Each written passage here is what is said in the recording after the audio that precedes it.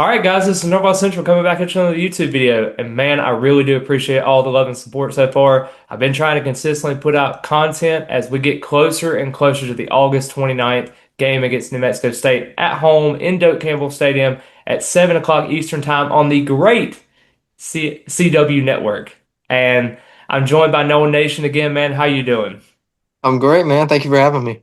Yeah, man, it's great to have you again. I'm going to be linking all of your bios in the YouTube description, so be sure to go check out his channel. He's doing a great job with content. We're going to have a lot more content as we come out throughout the fall season. Hopefully, Florida State, as we all know, has only won 7 games in the last 2 years. We hope to have a little more success. There's been a bear of like bad news coming out the last couple of years with Florida State. And unfortunately, we got some bad news that we just received recently as Carson Hobbs, the DB from Notre Dame that transferred over to Florida State, has suffered a torn ACL. He's going to be out for the 2026 season. Praying for the kid. I know that that's a tough pill to swallow, and Norvell always talks about, responding to adversity and battling those challenging moments and those challenging times. Obviously, I hope he comes back stronger than ever. Hobbs was kind of this guy they brought in from Notre Dame that only started in 1 game. He played in about 16 games in 2 years, and just wasn't really a huge contributor, but had 7 tackles, had a pass breakup, an interception. He was a guy that I thought that Florida State can kind of groom into maybe that field safety role behind maybe a Mekhi Jones or something like that. 6'1", 189. I know that this is going to be a guy that they really liked, and Norvell even talked about before. He was really coming on last week. He had one of his stronger weeks in practice, and it's so heartbreaking to see, you having these opportunities. And I understand Florida State had these 2 scrimmages lately, on Tuesday and on Saturday, or excuse me, on Sunday, where they had basically their scrimmages so close together. And a lot of times that can be a lot of hard work, a lot of different things on your body that can kind of take a toll on you. Obviously, I don't want to make any excuses, but I'm definitely thinking about the young man as he kind of goes through his process, his recovery process. And I know that this is a guy that both, Blue Adams and Evan Cooper both really, really liked. I think that this is a guy that Florida State could really turn to next year, hopefully, if he's able to heal up. But prayers go out to him. What are kind of your thoughts on kind of that so far?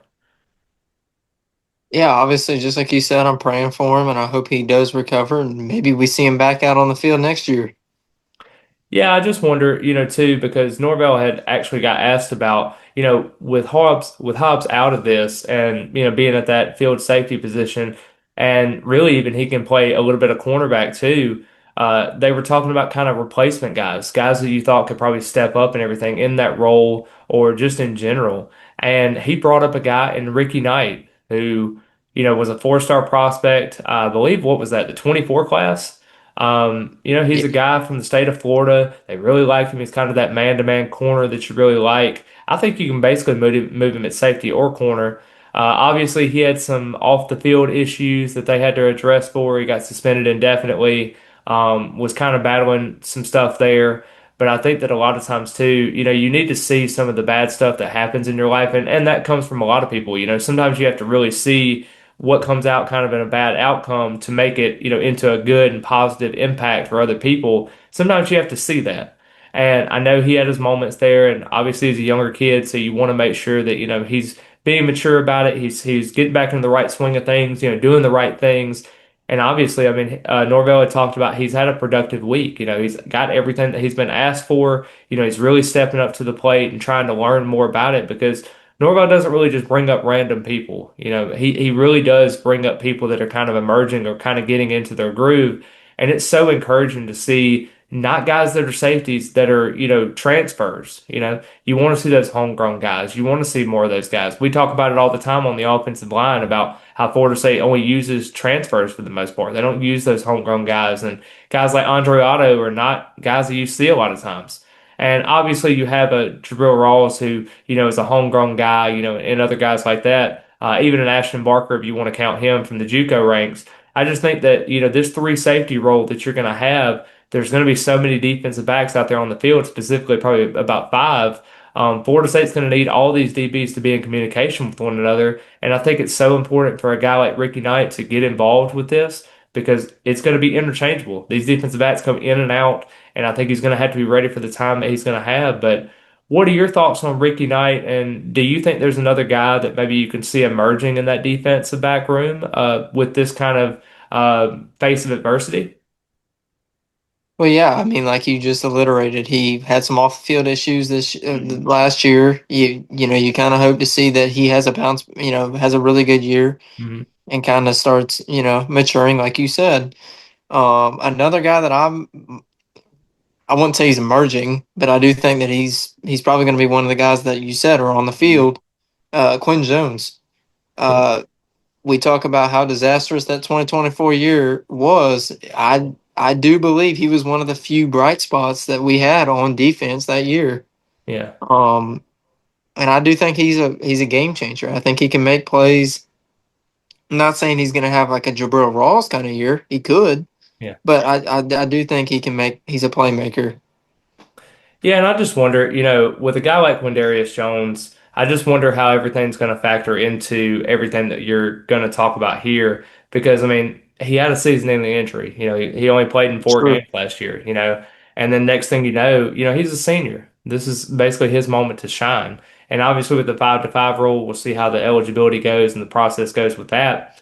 But it just seems like Florida State's kind of having everything in order with the defensive backs. They want to have the defensive backs being able to play more, and they want to see a guy like Quindarius Jones, a homegrown guy, to be able to have something like that. I just think it's so important for Florida State to really have a veteran like that because, I mean, you look at it, Rawls is a junior at this point. He's played in 3 or 4 years. Nehemiah Chandler, 3 or 4 years, and then Quindarius Jones. And then you even look at the safety position.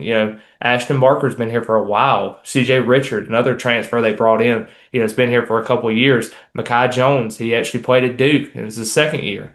I just Can't think forget there's so many about guys. you can't forget about KJ Kirkland. Exactly. I mean, that's another guy that even talked about too, how important it is to play with those three safeties. Communication is always key. I think it's just such a struggle because Florida State fans understand that the defensive backfield has not really been the issue for Florida State with their struggles. It's been the inconsistent of their offense. It's been not being able to have great linebacker play. And, if your Defensive line. DBs, yeah. And I mean, Yeah, that's the thing. Like, I just wonder what's going to happen because you got a Chris Jones that you're pretty confident in. You got the Desir twins. You have other guys that are going to be so successful or that you think is going to be successful. And if the defensive backfield is even just decent, what does that look like in terms of a defense that has its first two levels of the defense better than what it was a year ago? absolutely. And I want to reiterate a guy that I know you just made a video Mhm. about, Jalen Anderson. Yep. Uh, it may just be me, but he's given me like I know me and you just talked about Mhm. this too. Yeah. He stays the next 3 to 4 years. Jared Verse took the JUCO route, or yeah, he did take the JUCO route, Yeah. I believe. And I know he got it. We got him out of the portal, but this is a guy that we got, relatively early. I think he stays the next 3 to 4 years. He can really be a playmaker. I do think you have to see a little bit of him this year. Yeah. In a game like maybe New Mexico State, maybe a Central Arkansas. You know, just my Yeah. thoughts on. It's just a diamond in a rough type of thing. You want to have those guys, and you don't want to have too many unknown qualities because then you're going to end up with the James Williams. You're more projecting a defense and projecting a pass rush more than actually getting it. And obviously, James Williams, he had a productive season in a limited basis. But now you're telling him, okay, I got to play a different role. I got to play more snaps. I got to do this, got to do that. That's a lot of pressure on a young guy. I know he's Absolutely. at a different school now, and I wish him nothing but the best, but it just seems like Florida State's kind of been banking on some guys to kind of come in.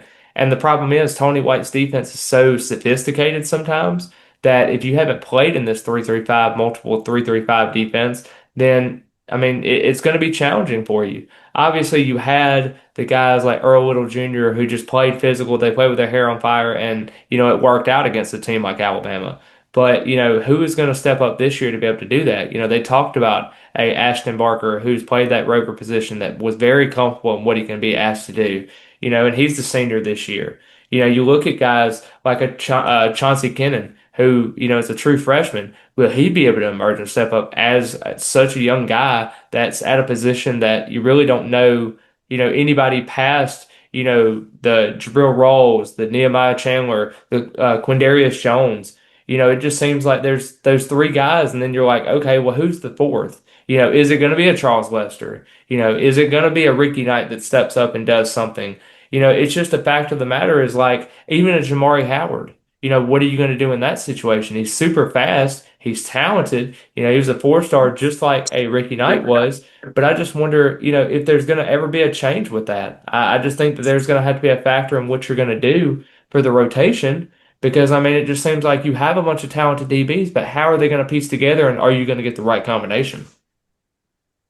Absolutely. I mean, you talk about a Charles Lester. This is a guy that's been here 3 years now, Mm. and you just haven't seen him take that significant step forward as a DB. And this is kind of like the make or break year for you. Like we have got to see at least something out of you. Especially him being a former 4 star, 5 star prospect. Yeah, it should have been a five-star. They put him back in as a four-star. Four Yeah. star. Yeah. I mean, he's a high end prospect. I mean, we need to see something out of you this year. Yeah, I agree. I just think this is going to be the time for Charles Lester to step up.